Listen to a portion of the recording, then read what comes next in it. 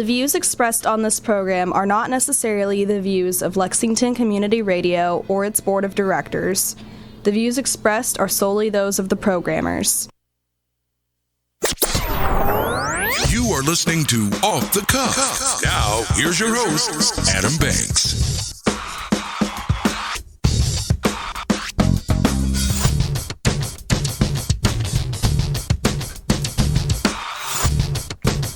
Welcome, everybody, to Off the Cuff. I am Adam Banks, coming at you live from Lexington, Kentucky. Thank you for listening to the show, and thank you for tuning in to WLXU 93.9 FM. In addition to listening to us on the radio, you can check out our Facebook live stream at Off the Cuff with Adam Banks, or you can download the Radio Lex app on your smartphone device to listen to us anywhere in the entire world. Ember Turner and I are both broadcasting from the Deborah Hensley Studios here at Radio Lex on North Limestone. Amber, usually I come in and I say the intro perfectly, but sometimes it's a crazy Thursday. I show my human side and I mess up.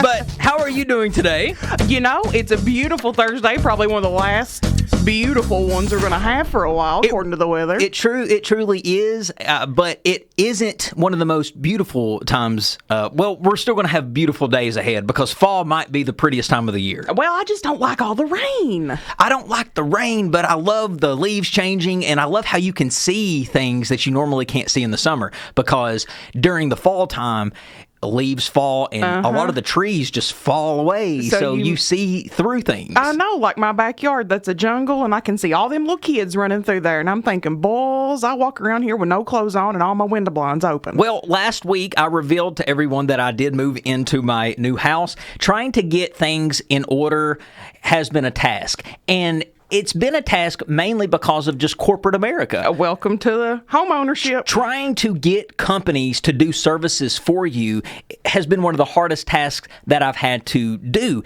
So much incompetence.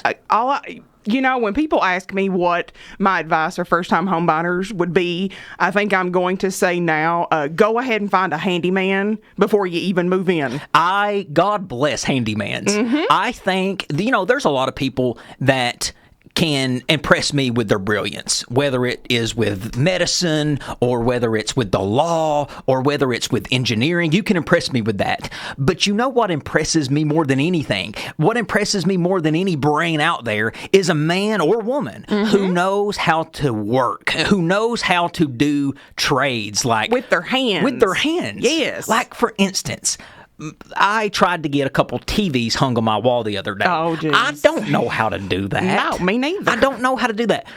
But so I called these services out here to see how much it would cost to hang a TV. Firstborn child? Amber, yeah, might as well, because I kid you not, the guy that I called quoted me $375 for one TV and $320 per additional.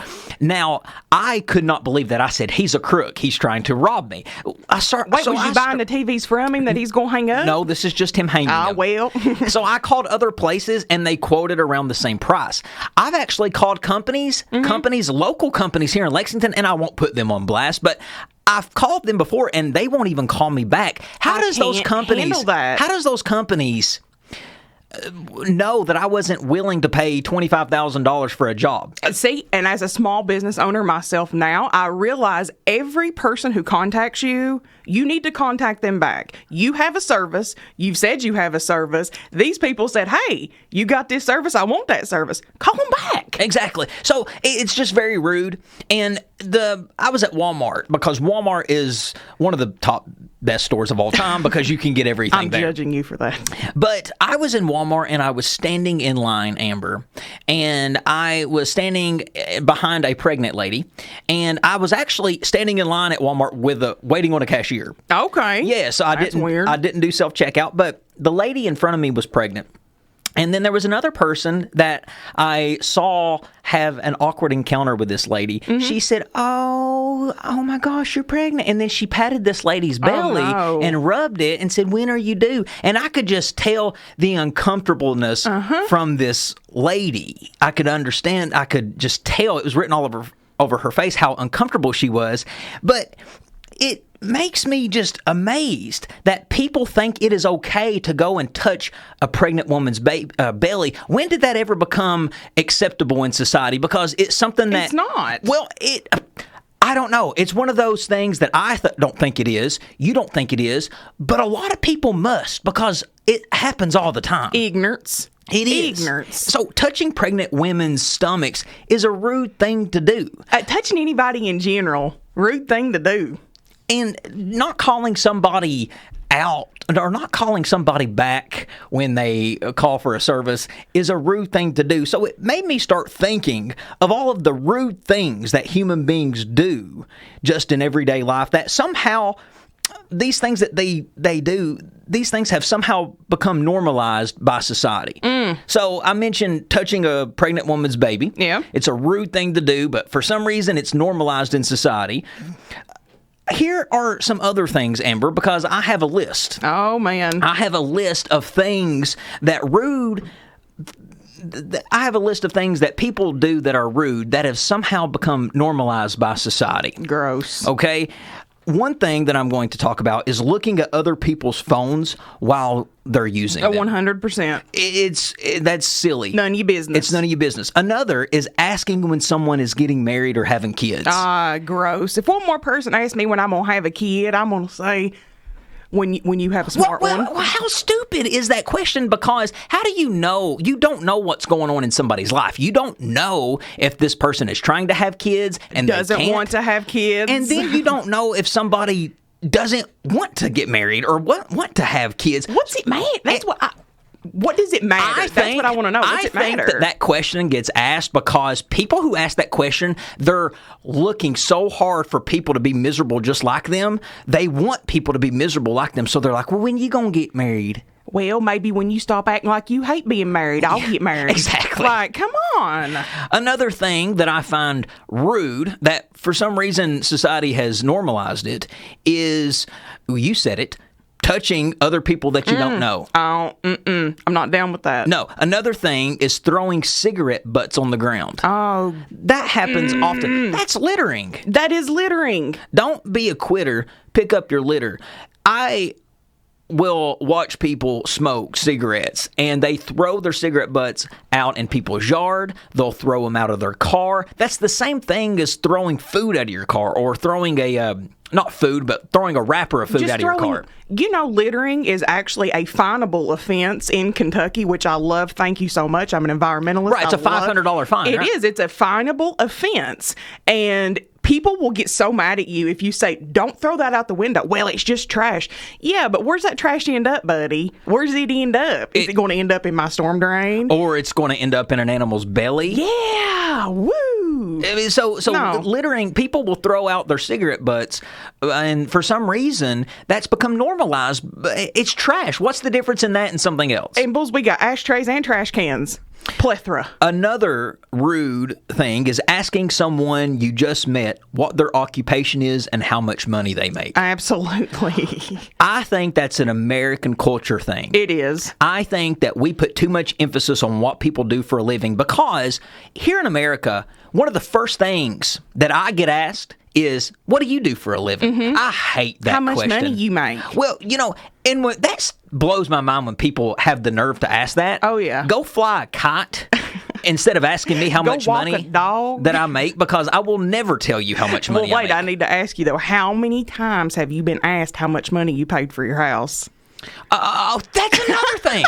Amber, you wouldn't believe how many people have asked me how much money I paid for my house. You know, I've been lying, because people be asking me how much money you paid for your house. You know, I'll be lying to people. Yeah, just lie. I'm out here just throwing out numbers. 6, 7, 5, 4, 3, 2, 1, baby. That's what he paid. Throw out an astronomical number. Yeah, and just something goofy. Yeah, just see how they react to it. But yeah, I hate that, because if you are a great person and you do all these wonderful things in life, but let's just say your occupation maybe isn't something through the eyes of somebody in society high class, they judge you solely based on what you do for a living. Yes, what your title is. And I think that's so lame that we judge people based off what they do. Listen, I've met a lot of doctors and I've met a lot of lawyers, which seems to be the two occupations in America that that Americans worship, but I've met a lot of bad doctors and I've met a lot of just crappy lawyers. Come on. I'm not talking about just being a crappy lawyer and a crappy doctor. I'm talking about crappy human beings. Crappy people. And then I've met janitors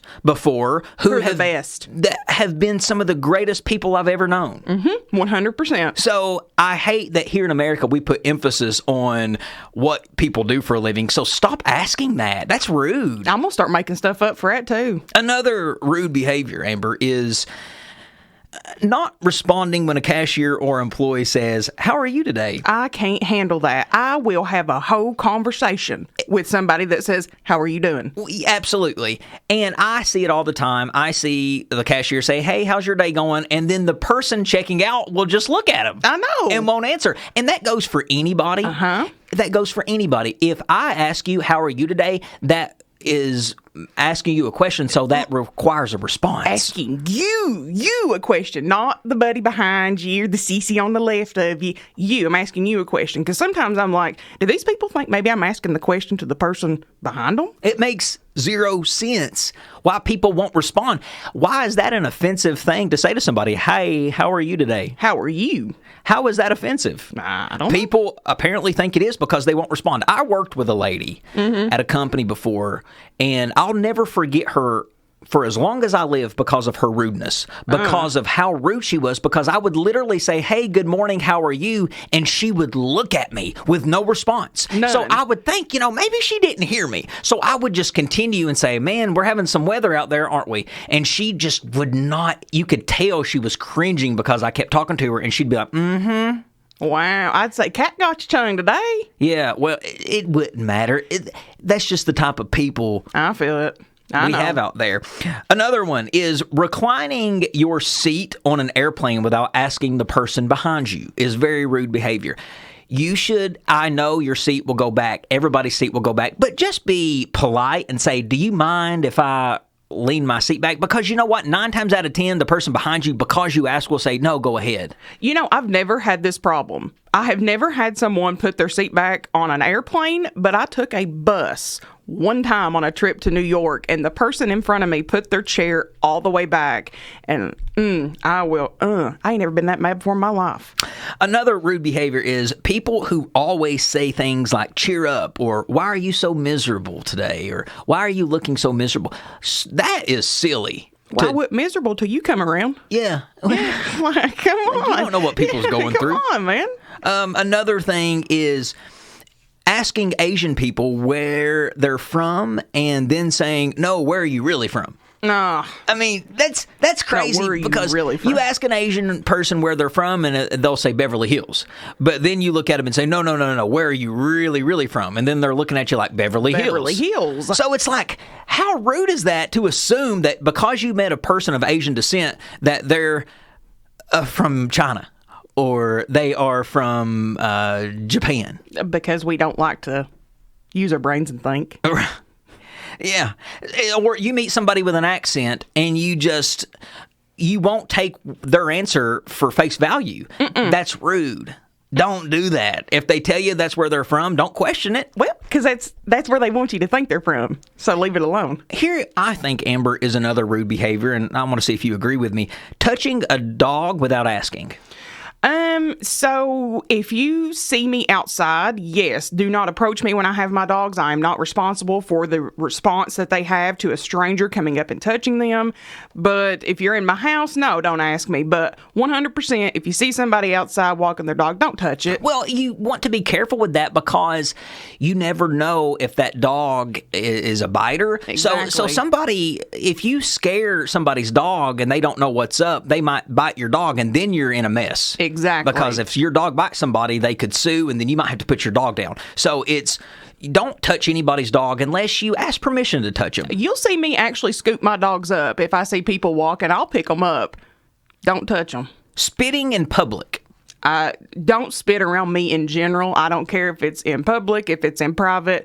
It's nasty. Go in the bathroom and do that by yourself. People will hawk loogies, right out in the open. And I used to think that was just a man thing, like things that God, only no. men did. No. It's women. I've seen women just honker back, baby. And I'm talking just as slimy snot you ever seen come out of their mouth. Woo. That's gross. That really does make me sick. Okay, just a few more of rude behaviors that I will mention here. Playing music loudly on the beach. Yes. Yes, I think that's rude behavior because nobody wants to hear your boring country tunes or your boring rap tunes or your boring rock and roll tunes because somebody else might be in the mood for another type of music. This ain't your world and everybody else living in it. This is a society, a public beach, so you don't need to be turning up music very loudly. And we got this great invention called headphones. And last but not least, touching a stranger's baby without asking. Yeah, no. Yeah. That's like my dog. I think that people that touch other people's babies without asking, it's cringeworthy because people will go up and kiss other people's babies. And we live in a world now where we've had so many attempted kidnappings, things like that could get you hurt. That could get you hurt. Hurt. There are people out there with the herpes virus, right, on their lips. Yes, 1 in 3 people have HSV too. Okay, so what about these people that will go and kiss babies on the lips? That's nasty. You're spreading the virus. That's why we have 1 in 3 that have HSV1. Most people probably that were born, or most babies that are diagnosed with herpes, it's because of a stranger kissing them on the mouth. Absolutely. Kissing them on the mouth. All right, ladies and gentlemen, we're going to take a quick break. We got lots more off the cuff coming at you live after these words. Oh, did you have another thing to say? I had a good one, Go and ahead. I was like, no. Putting your feet up on the dashboard. Amber. Y'all need to stop. Yeah, because that's rude. Right now. And I saw somebody on Facebook post a picture of them and their kid both doing that. Stop it. Put your nasty feet in the van. In the car, it's usually people in vans. Yeah, because if you wreck, that's not going to be a good accident. I don't want to be looking at your nasty toes. Put that stuff up. And most people who do have their feet in the dashboard, nasty. Why is it that their feet is always nasty? 100%. Because they don't care, obviously. All right, ladies and gentlemen, we'll be right back. Stick with us. Come on, listen to the radio. Turn up the power, radio. Rock it for hours and hours and hours. Radio. Turn it soft and low. Welcome back, everybody, to Off the Cuff. Adam Banks here with you. Amber is also in studio with me. Looking at the show thread, Chad says, opening a door for someone and them not saying thank you. Them not saying thank you. Absolutely. No. That is a rude behavior. I don't do that. If you open the door for me and I didn't ask you to, I ain't telling you thank you, and here's why. Go to New York City, and there's a dude at every 7-Eleven. He'll open the door for you and then demand $1. I learned really, really quick. Don't. Well, that's in New York, though, not here in good old Kentucky. Now, come on, here in good old Kentucky, the men, if you say thank you to them, they'll follow you to your car and ask you if they move in with you. So, no, that's why women don't say thank you when men open the door for them. Amber, because it is October, Halloween is approaching. Halloween, it's one of my favorite holidays. It rivals Christmas between which one's my favorite. I don't know. It's either Christmas or Halloween, but I love Halloween. And one of the great things about Halloween is all of the scary movies that is on television. Yes. I love watching just scary movies. What's your favorite scary movie? I don't like to pick favorites. I know you don't. That's why I love asking you that. I was watching The Sixth Sense last night. Okay. And that is a great movie. It's an iconic movie. If you haven't seen it, spoiler alert. What rock have you been living under? Right, because it is a very well-known movie. M. Night Shyamalan, Bruce Willis, Haley Joel Osment. And it made me, after I watched that movie, it made me start thinking about the little kid from The Sixth Sense, Haley Joel Osment. Yeah. He did such a great job in that movie. He was awesome. He was great. Think about some of the movies he was in. He was in Pay It Forward. That was a good one. Yes, that was with Kevin Spacey. Kevin Spacey. He was in that movie Artificial Intelligence. The AI, yes. Which was a great movie. He was Forrest Gump's son. He was Forrest Gump's son. He did all kinds of different movies. He was a good actor. And it made me start thinking of just how when he grew up, how he just disappeared.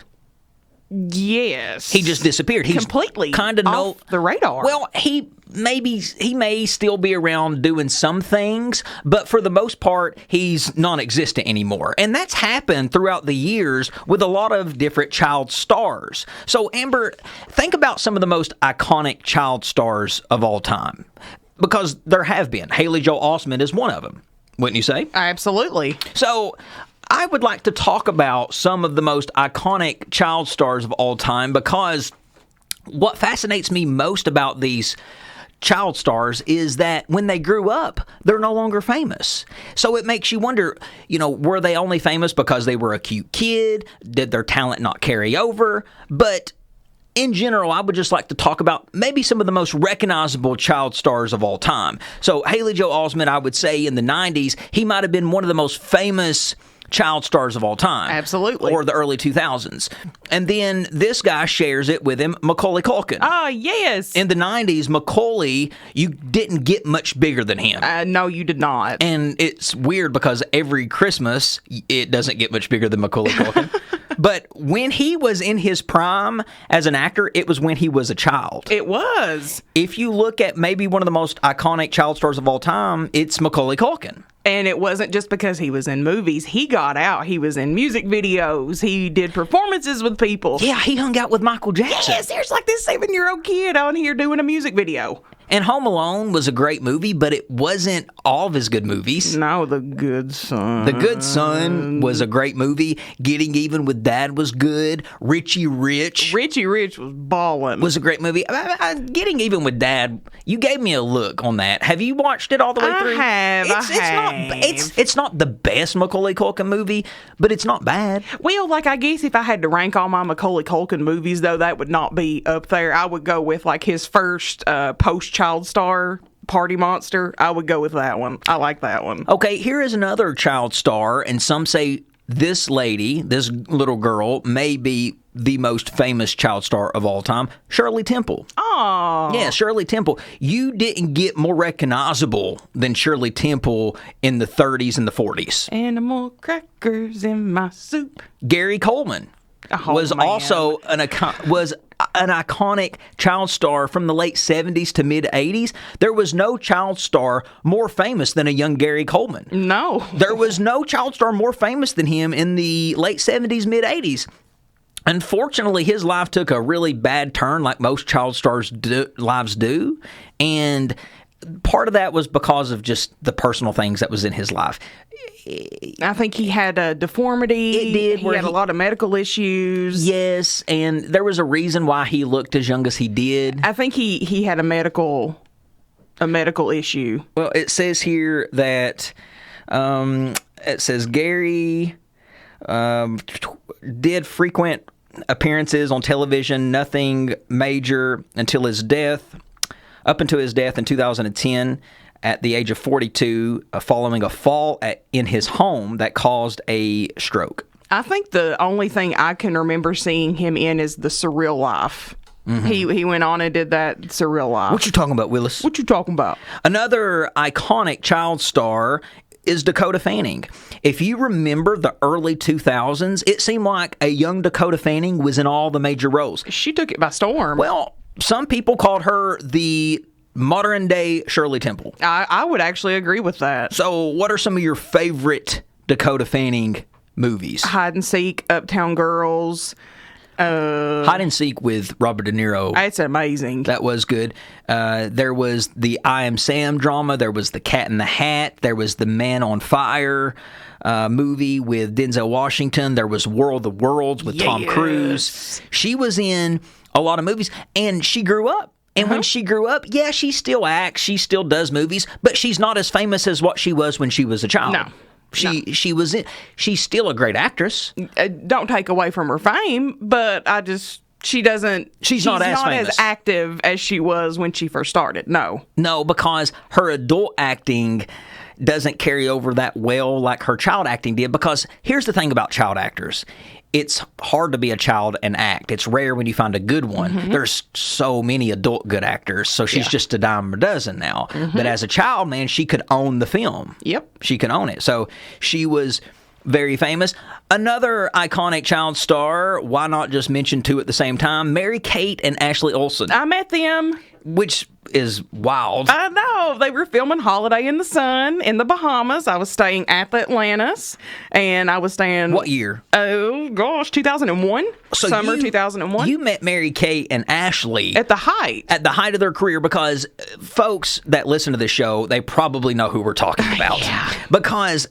they were very, very famous, not just from Full House. Yes, that started their career, but it catapulted when they started their own video series. Yes, The Adventures of Mary-Kate and Ashley. Adventures of Mary-Kate and Ashley. What were some of the movies they did? They did a slumber party one. New York Minute. Oh, you're talking... Okay, so now look. It Takes Two. No, you're doing something completely different. Their videos weren't that. So they got famous by doing small videos of them doing things with just their friends. So they were staged videos. Yes. And then they moved on to Hollywood blockbuster. Yes. But no, when they first started, it was like little sleepovers singing songs about pizza and selling their brother and stuff like that. Now, does Mary-Kate and Ashley still hang out like they used to? I know that... Dude, they were actually in the news recently. There were some photos taken of them. They actually, I think, went to an event together, and that was the first time anybody had seen them in a while. The reason they were in the news, I know what you're talking about, it's because it was like the 15th year anniversary of their clothing brand. Oh, I had a lot of that. Well, it's their new clothing brand, not their Walmart clothing brand. Well, they wasn't nothing wrong with their Walmart clothing brand. No, there wasn't. There wasn't anything wrong with their Walmart clothing brand, because now everybody tries to have a clothing line at Walmart. And, and who wouldn't want a clothing line at Walmart? Everybody shops there. Exactly. But you couldn't get more famous than those two at the time when they were at their height. Another iconic, famous child star back when he was young was Jonathan Taylor Thomas. Hey! He was, what do they call that? The teen heartthrob. So he was the guy that you'd rip out of your magazines and hang on your wall. Well, not me. That was the Hanson brothers for me. But he got famous for playing Randy Taylor on Home Improvement, but he also went on to do great blockbuster films too, like The Lion King. He was the voice of Simba. What was the Santa Claus movie he was in? I don't know if he was in... Oh, I'll Be Home for Christmas. Yes, that was a great one. What about Man of the House with Chevy Chase? Okay. That is my favorite Jonathan Taylor Thomas movie. But again, here's a child star that grew up and left the fame behind. Exactly. He just left it behind.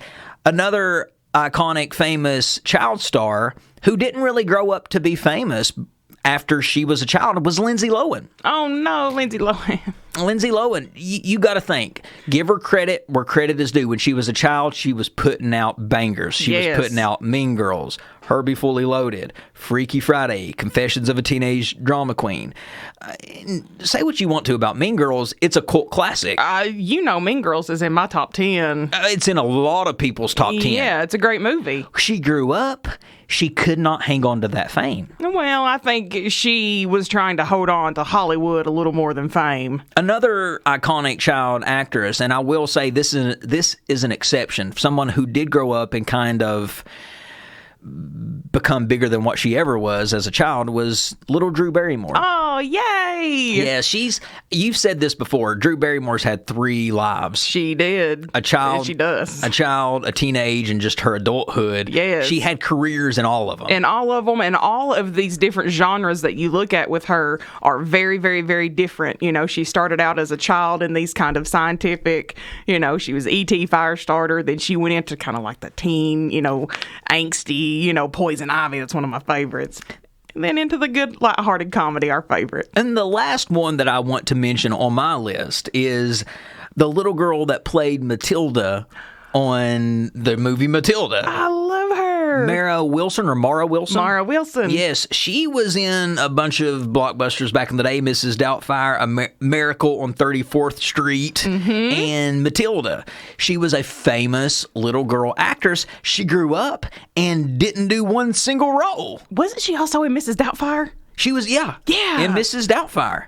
And she recently was in the news because in 2016, I guess that's not recent, but when she came out as bisexual, that made news, which is stupid. I don't know why that would make news. I don't know why we keep making sexuality news. But that's who I have on my list. Amber, who did I leave anybody off? Now, there's tons and tons and tons of famous child stars that I didn't mention, but I think that I covered most of the most iconic ones. The only two I put on my list was Dakota Fanning and Mary-Kate and Ashley Olsen, so I think that's a pretty good list. So boom. Boom. There you go. All right, ladies and gentlemen, stick with us. We got lots more off the cuff coming at you live after these words. Imagine me and you, I do.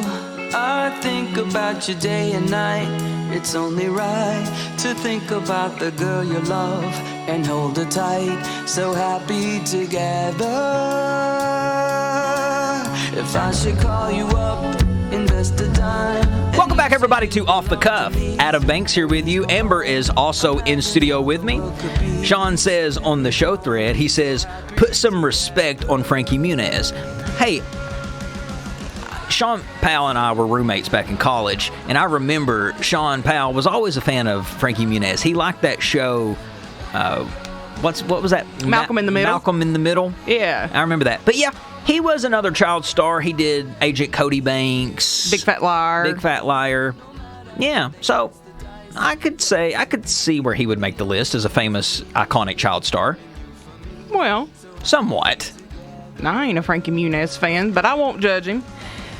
Football is back in full swing. We've talked about college football a lot, but Amber, the NFL coaches is what's been making the news lately. Mm-hmm. And I've got two stories that I want to talk about when it comes to the NFL coaches. Now, I like the NFL better than college football because it's just a better sport. It's more physical, it's faster. I love college basketball. It's my favorite sport. Yeah. But comparing college football and NFL is just leaps and bounds better. Oh, yeah. It's just better, and that's why it's the number one sport in America. But the NFL coaches have been making news, and I want to start with the first one, Jon Gruden. He was the head coach of the Raiders, the Las Vegas Raiders, and he is no longer the coach because in an October investigation this month, there was an investigation that wasn't on Jon Gruden. It was actually looking into the Washington football team for workplace misconduct. But due to uncovered emails from Jon Gruden sent to then Washington general manager Bruce Allen, Gruden had apparently used racist and homophobic emails between the years 2011 and 2018. Now, I can't read exactly what some of these emails were, but they were pretty bad. Yeah. And it makes you question, like, oh my God, I can't believe we had somebody in there that hateful and that mean coaching a bunch of players. Wow. I mean, I can't really read some of these stuff, but I'll try the best I can. You want me to do your bleeps? Yeah. Please. Okay, he called Roger Goodell a clueless anti-football. Yes. And he also said Roger Goodell shouldn't have pressured the Rams to draft, beep, referring to Michael Sam, the first openly gay player drafted in NFL history. He reportedly also stated that players who protest the national anthem should be fired, specifically referring to former 49er safety Eric Reid. Gruden also allegedly called the United States Vice President Joe Biden a nervous, clueless beep. Gruden also was receiving emails from Allen that contained topless photos of Washington cheerleaders. So Jon Gruden went on to resign, saying that he did not mean to hurt anybody, and I hate when people say that. Yes, you did. Yes, and I was sitting there thinking, like, You 100% meant it. You didn't. You're just sorry that you got caught. Exactly. And the thing is why are people still putting this stuff in writing? Quit putting things in words. Yeah, when they're in writing, it's there, and it could always come out. Like, they wasn't even investigating this guy, and he got caught up because of old emails. Karma. And this is a guy whose career is over. He was a former Super Bowl champion with the Tampa Bay Buccaneers back in 2002, and now his career is over after emails that were uncovered from 5-6 years ago. Here's another NFL coach from the Jacksonville Jaguars, Urban Meyer. Was caught this month. He was publicly reprimanded because he was publicly caught with a girl who was not his wife dancing all over him and him touching her and touching her booty and her hips and stuff all over his bar. You can't do that when you're a married man and you're the head coach of a football team. You can't. You just can't do it, especially when your record is 0-4. Oh, Lord. And it didn't make matters worse when the video got released the night after they just lost to the Cincinnati Bengals, which might be the worst football team in the league right now. I'm kidding. I just said that to make some people mad that listen to the show. So I'm kidding. The Bengals are not that bad. But those are two coaches that are not having good months. Is October like get fired from the NFL month? It must be. I mean, come on. But Urban Meyer, 0-4 with his first NFL job, not doing too good. And we're talking about Urban Meyer here, who quite possibly, considerably, might be the greatest college football coach of all time. Now, I personally think that's Nick Saban, and I would say Urban Meyer's number 2. But he's definitely not a good NFL coach, and that little video didn't make his matters any better. But Amber, do you watch NFL football at all? Do you know any coach out there other than the ones that I named? Other than the ones you holler and cuss about, I don't know. Not a one of them, buddy. Well, I don't really know much about football coaches either, especially NFL football coaches. But I do think that with anything, there's always a top 5. Oh, yeah. So I'd like to give you my top 5 greatest NFL coaches. Now, this is just my opinion. Okay. I feel like these are the top 5 NFL coaches in history. Well, I don't know nothing about it, so I'm going with your list. All right. I want to say the number 1 and the greatest of all time, the greatest football coach of all time for the NFL is Bill Belichick.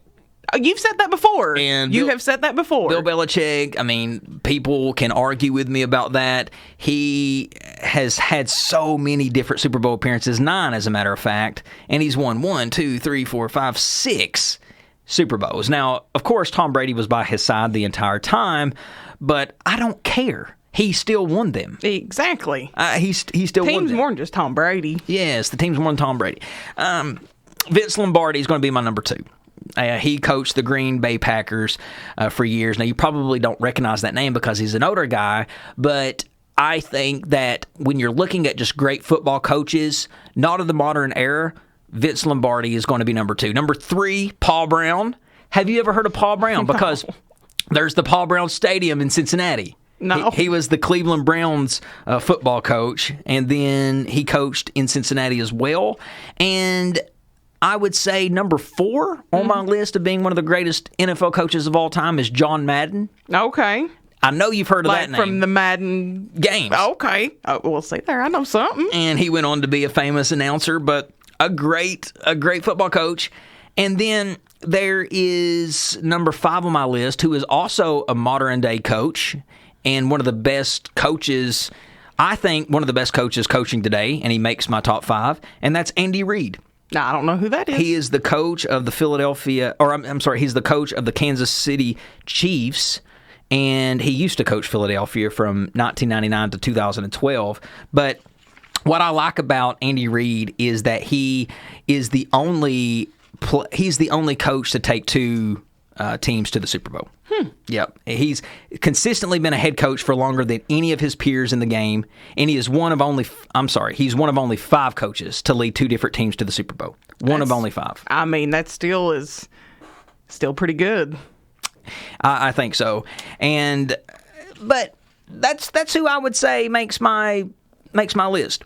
Now, before I talk about the UK Georgia game coming up, I do want to go ahead and play Off the Cuff's Song of the Week break because I've got a lot to say about the Georgia-UK game. And you know what, Amber? Big Blue Madness is actually coming up this Friday, and what's weird about it is nobody's talking about it. I was going to say the same thing. Nobody's talking about it because everybody's focused on this football game this Saturday. And why wouldn't you be?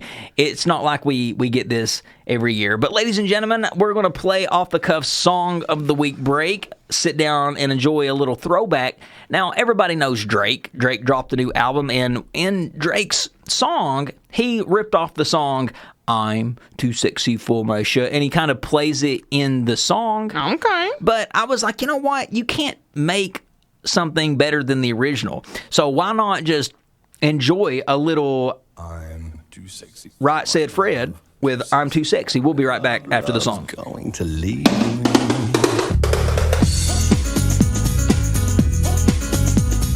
Too sexy for this song.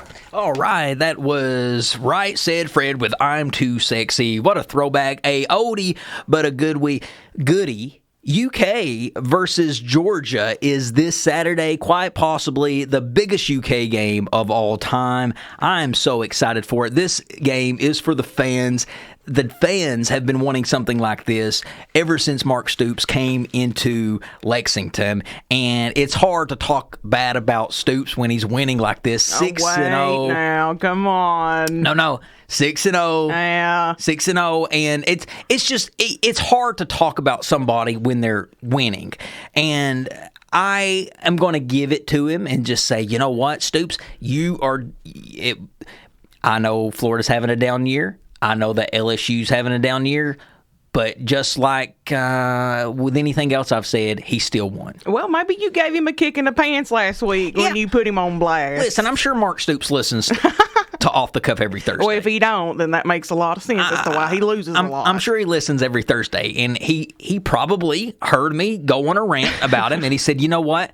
I need to straighten it up. Can't let my boy down again. I need to straighten it up. And so Kentucky, we defeated LSU, and now we're 6-0. Wow. Has this ever happened? Not since the 70s. Okay. Or maybe the 50s even. It's been a long, long time. And I'm telling you, it says 6-0 for the fifth time in program history. Wow. So we've only been 6-0 5 times. In the whole history of the program, right? In the whole history of the program. What a team this is. Will Levis is a superstar.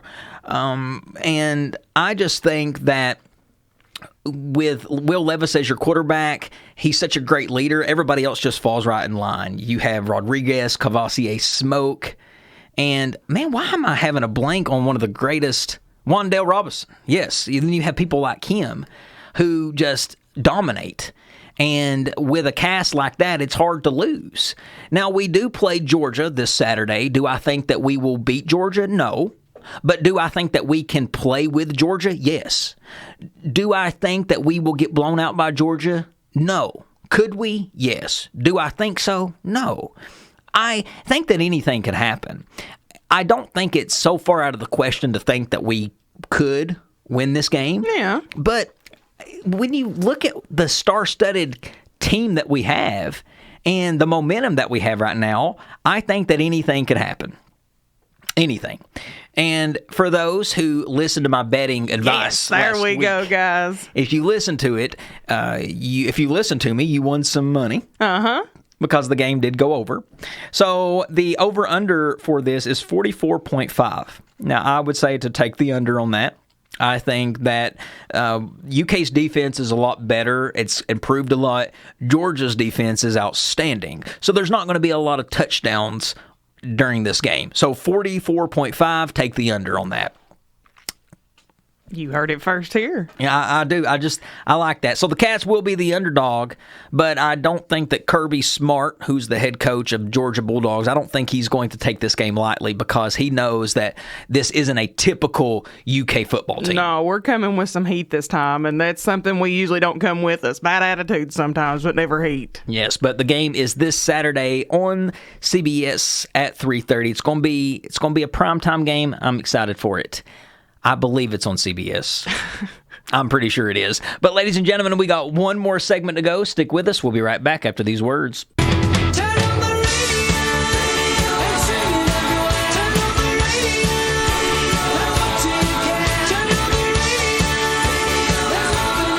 Welcome back, everybody, to Off the Cuff.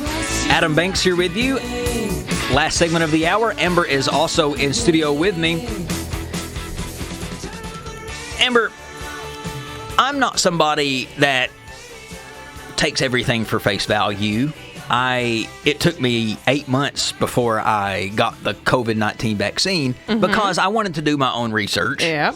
And I just feel like that sometimes what the doctor says needs to not be the gospel all the time. No, that's why we have second opinions for a reason. And the reason that I think that way is because doctors are human beings. Exactly. They fart just like we do. Put their pants on one leg at a time. They burp just like we do. They go to the bathroom. They do all this stuff just like we do. So just because they can take tests really well in medical school doesn't make them just the know-all be-all. Now, I'm not taking anything away from medical geniuses, and No. God Almighty, we need them. But I just don't take everything for face value. You like to educate yourself. And I don't think it's no secret to. I'll share this with the audience. I have atrial septal defect in my heart. It's like a little hole in the chamber of my heart. This one got the hoe in This one it. got the hoe in it. It's something I was born with. And because of that, my cardiologist told me when they discovered this about 6-7 years ago, about 10 years ago, actually longer than that, about 15 years ago. God almighty, I'm getting old. But he told me, he said, I think that you need to take a daily aspirin every day going forward for the rest of your life. And the reason for that, and it was very common for cardiologists to tell people that because aspirin was the drug that was supposed to prevent people from blood clots and It's a blood thinner. And it's a blood thinner and less risk of heart ish. attack. But I was once told that I needed to take a daily aspirin, and I didn't listen. I just did not feel comfortable taking a medication every single day. I feel that. I just did not. I don't care. I just did not. And it's a good thing that I didn't listen to him because now, Amber, research shows that the increased risk of bleeding occurs relatively quickly after someone begins regular use of aspirin. The American College of Cardiology and American Heart Association had jointly narrowed their recommendations to say aspirin should be prescribed very selectively for people ages 40 to 70 who had never had a heart attack or stroke. On aspirin, the organizations say generally no, occasionally yes for primary prevention. That advice differs from the task force new draft guidance for a cutoff at age 60. Someone says, a doctor, she says, when we looked at the literature, most of it suggested the net balance is not favorable for most people. There was more bleeding than heart attacks prevented, said Dr. Amit Kura, one of the authors of the medical group's guidelines.